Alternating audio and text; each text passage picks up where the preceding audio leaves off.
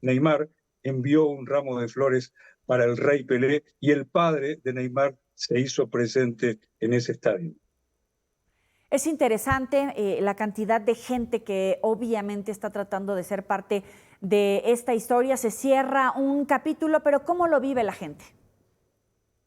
Joely lo vive como la pérdida de su máxima figura futbolística y en Brasil el fútbol, algunos dicen, es la propia esencia de la patria y como un jugador que nunca probablemente será repetido en sus logros ni en su talento. Conquistó 3 Copas del Mundo y la primera de ellas teniendo apenas 17 años cuando fue titular en la selección brasileña que ganó el campeonato en Suecia, de manera que el país está consternado. Es cierto, Pelé ya era un hombre de 82 años y muchos jóvenes nunca lo vieron jugar, pero la memoria de él está intacta. Como lo dijo hoy en el estadio Vila Belmiro el presidente de la FIFA, Gianni Infantino, es importante que las nuevas generaciones sepan quién fue Pelé y por ello recomendó que todas las federaciones de fútbol asociadas a la FIFA por lo menos tengan un estadio que lleve el nombre del rey, del más grande jugador de fútbol del siglo XX.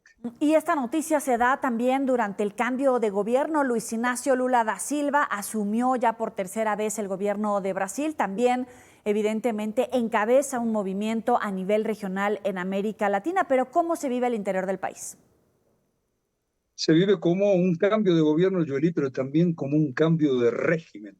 Lula recorrió ayer aquí la principal avenida de la ciudad, de la avenida de Brasilia, frente a un público multitudinario, cientos de miles de personas, en un país que, a diferencia de lo que ocurre en México, de lo que ocurre en Colombia, de lo que ocurre en Chile, no son tan habituales las multitudes por causas políticas. Sí, por ejemplo, por el carnaval, pero para la asunción de Lula las hubo en un clima que hay que destacarlo, fue de máxima tensión porque una semana antes hubo un intento de hacer volar el aeropuerto internacional de Brasilia por un fanático simpatizante del expresidente Jair Bolsonaro. Es un cambio de gobierno y también un cambio de régimen. Lula dijo en 2 discursos 2 palabras que serán eslogans, que serán el leitmotiv probablemente de su gobierno de 4 años. Reconstrucción y recuperación de la democracia. No estuvo presente en la transferencia del mando el expresidente Jair Bolsonaro, que hasta el día de hoy, 2 de enero, no reconoce la victoria de Lula. Y hasta el día de hoy, algunos militantes pro Bolsonaro permanecían apostados frente al cuartel general del ejército, ya eran muy pocos, en otros días llegó a haber 2.000 personas, demandando una intervención militar y un golpe de Estado. Pero esto ya es a esta hora apenas una rémora de lo que meses atrás fue un movimiento golpista con mucha fuerza, Joely. Claro, pero al final pues sigue este ambiente de polarización, de crispación, sobre todo con esta actitud del expresidente Bolsonaro. ¿Cuáles son los indicios para estos próximos años de gobierno en medio de esa división de gente que todavía, como tú dices, tiene este tipo de manifestaciones de resistencia frente al presidente Lula?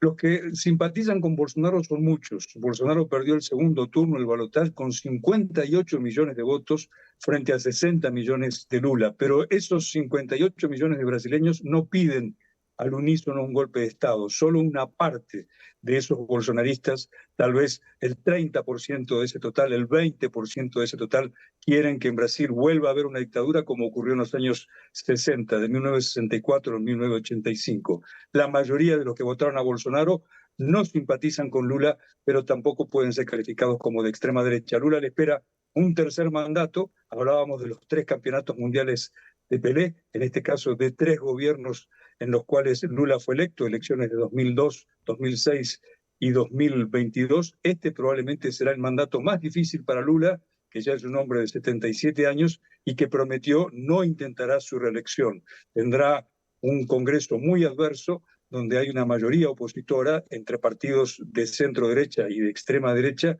y por lo demás, unas Fuerzas Armadas y unas policías cuyo conjunto, cuya mayoría de cuadros simpatiza con Bolsonaro. No le esperan a Lula días fáciles, pero por experiencia política y por liderazgo se estima que por lo menos el primer año Lula tiene garantizada la gobernabilidad. Los otros 3 habrá que verlos. Muchísimas gracias por esta información, Darío. Como siempre, un placer tenerte aquí con nosotros en Mega Noticias. Feliz año.